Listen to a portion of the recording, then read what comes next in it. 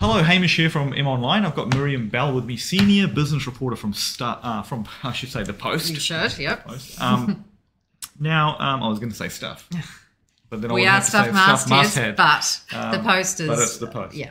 But we're going to talk about build to rent. Yes. I keep hearing about build to rent. You've done a little bit of. I have done quite a stuff bit around build to rent. I mean, they are a sector of the market which has been a bit slow to take off in New Zealand, perhaps compared to other. What does it mean exactly? It means somebody, or a developer or a consortium of investors who fund developers, build a large, often they're apartment blocks, which are theoretically at a high quality or higher quality than some other builds, and rather than selling them, they rent them out. So, and the theory is that it's managed in a more professional way than you might see with some sort of mum-dad landlords. So there'd be some rules preventing them from selling, or they often have longer lease terms, or they certainly have the potential for that. So they can still be negotiated, but security of tenure is a big selling point for them, or not selling point,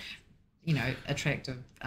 So what have you seen out there in Auckland? Well, I mean, Kiwi Property they built the biggest build to rent, or completed the biggest build to rent development out at Sylvia Park last year. I think that's got almost 300 apartments. So that's obviously right next to the mall and various other sort of aspects of that neighbourhood that Kiwi Property is building up. So they are also often situated quite centrally and close to amenities, so that they are attractive to renters.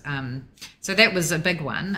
Simplicity has been building a number, and it's working on one on former Ellerslie Racecourse land at the moment, which will have over 300 apartments in it, and all of those apartments will be for renters. They're not for sale, and they'll be managed in a way that I gather with Simplicity they hope to keep the rents at a pretty reasonable level, because that has been one of the problems with some of the earlier ones, that the rents have been quite high. Oh, really? Are they? Would you find them more in the main centres than provinces? Like smaller towns would maybe not see them? At the moment, well, in New Zealand at the moment, the market for this type of asset, I guess, is not big enough to have them outside of the main centres. So they have mainly been in Auckland. I'm just trying to think. I think there might be some in Wellington, Christchurch, and there's, I think, Simplicity. There's a couple in Queenstown as well. So I guess with those, you've got an interesting thing. So we're seeing a slowdown in construction overall. Do you think there's a slowdown in that sector? In the build to rent sector? Well, that's had different challenges in recent years, which successive governments, both the current national one and the previous Labour one, have worked to alleviate. So many of the barriers that were preventing them from moving forward, which was sort of around overseas investment in them to get the sort of funds needed to progress them at scale, many of those have been lifted, which theoretically should ease the pathway for developing more of them. However, I was talking to Shane Brealey from Simplicity Living recently, and he said that it could be very hard to make the numbers work for in build to rent developments. So at the moment, that does seem to be slowing things down a bit. Yeah, I understand that a couple of the developments that were pitched, I think there was one on some old school land around Remuera, maybe, I'm not quite sure. That's not going ahead now. Mm-hmm. I'd have to get back to you on exactly which one that was, but there are a couple like that that have sort of been put on hold and so on for the time being. Others going on. I think it's probably a bit of a microcosm of the broader construction sector at the moment, where there is work continuing. It's just certainly not at the level that we'd seen, and some companies are struggling. Yes, it will be interesting times. We always seem to reach this point where the oversupply gets diminished in the future because the builders obviously back off. Well, we do have such a boom bust cycle around construction in New Zealand, and I understand there is a goal to try and even that out. Again, both current and previous governments have talked about that, but there seems to be just something in the nature of the way the cycle works in New Zealand, at least, that we haven't quite got to that point yet. Well, this is just my opinion, but I think it's also that it's so slow to get things approved and done that as a developer, you're picking what the market will look like 2 years from now often. Absolutely.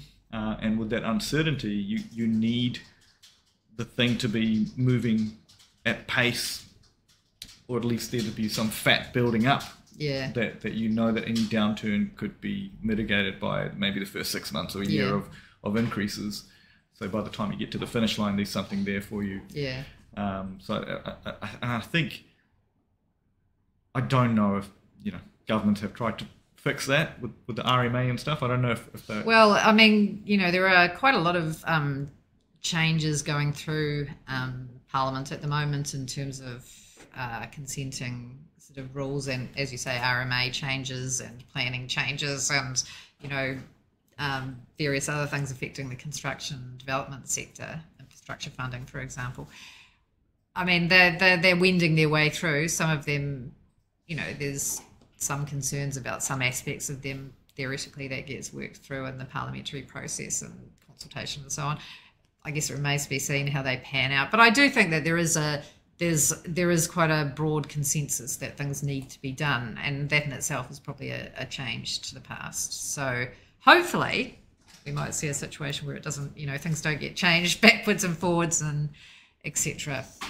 When governments change. Well, the minor dwelling thing is definitely going to alleviate. That's an interesting one. Well, will it alleviate things Will it? to the extent? I don't know. Don't know about that, because obviously I'm actually looking at doing something on that soon. Because obviously we need the detail, right, of what the council will want. We need more detail. Well, I understand that at the moment the current proposal around minor dwellings or granny flats is up to 70 square metres, which is reasonably sized, I think, without a consent. But I don't understand how far that without a consent thing would go, because as far as I know, there's issues around hooking up to water infrastructure, for example, exactly. Because if you put in cooking, proper cooking facilities. So I'm not quite sure on the ins and outs of that and various other things. Yeah, the water will be the main thing to watch. Yeah, because as you say, Watercare has made it clear that in some areas there's just not the capacity for. I mean, a granny flat's a bit different, but still you're still adding in 70 square metres. You're adding another family in there. So, I mean, the other thing with granny flats that I do wonder about is there'll be more, I suspect, for people who are adding them on for family, which is obviously a good thing, rather than perhaps an investment thing. Although previously, I understand it was largely investors who liked them. But I mean, even if it I don't know this for sure, but I suspect, or I'm pretty certain, it will need to meet certain standards if you're renting it out to somebody who's not a family member. Yeah. I don't know whether that makes a difference to the way things go either. I mean, obviously any dwelling should meet certain requirements, and with the builder certification, it etc. will be, with the building certification. But you're right, the water will be the big thing, because how can you just bypass the infrastructure problems? And then it will come down to cost, because it might be that, you can do it, but here is the cost. I mean, the government is working to try and free up speed up some of the consenting processes. So again, if they're diverted from smaller things to bigger things, maybe that does ease the flow. I guess it remains to be seen. That's true. That's a good point. So your building consenting gets faster for other things. Yeah, that could be a good thing. Cool. Well, thank you for that, Miriam. That's been quite insightful, I think. I'm sorry. And thanks for watching.